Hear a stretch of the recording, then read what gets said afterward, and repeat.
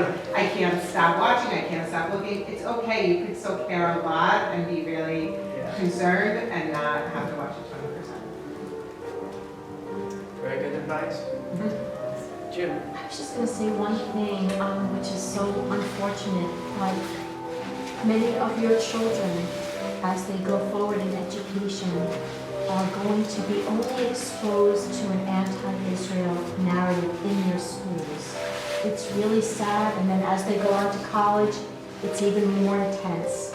So I have seen kids, sadly, we have them until usually bar bat mitzvah. They're very young, and it's hard to teach the complexity of the history of Israel, which Aron did so beautifully. And so I believe it's incumbent on you to try to learn all that you can and help them understand why and how Israel came into being.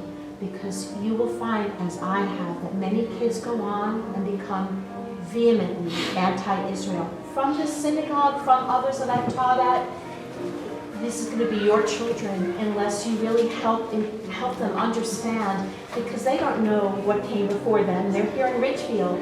That's all they know is their history of South Salem life. They don't know our history as Jews.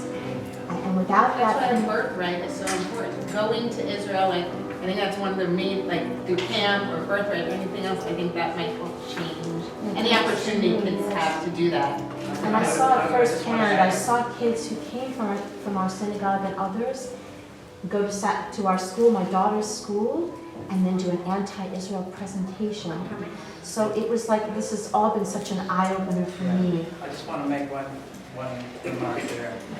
It's very important when we teach our kids about the Middle East conflict and the Israel-Palestinian that we don't just give the Jewish side. Because when we do, and they get to college, or in other groups, if they only heard one side and never heard the other side, never dealt with what we were talking about, that this is a struggle, with two rights, okay? They get very angry at us for not preparing them. And many of them will join, the Jews Against Israel crowd, which is very strong. Because they don't have an answer, they were not properly prepared. So, we can't just wave the flag, the Israeli flag. We have to give them an education, and I believe that has to be part of Jewish education from as young an age as possible, not just all the glory of Israel and the good stuff, because that does not prepare them for the real world.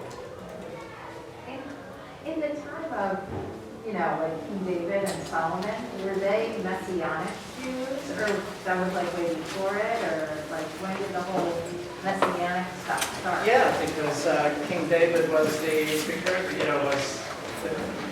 his progeny would become the Messiah. King David was, his line would be the